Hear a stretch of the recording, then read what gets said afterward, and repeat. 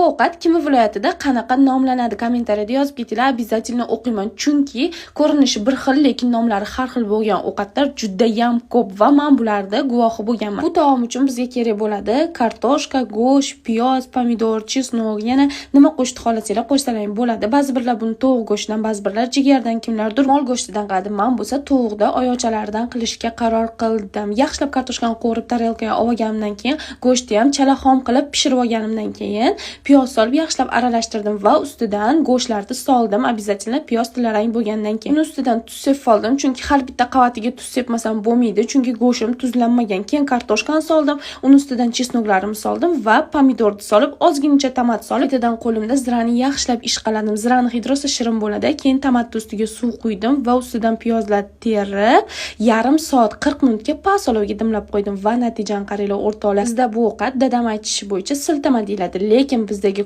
ko'p joylarda bu dimlama deb ataladi. Sizlarda nima deyilishini yozib ketish, esdan chiqmasin. Ovqatga bo'lsa baho berib qo'yamiz. Kutib qolaman.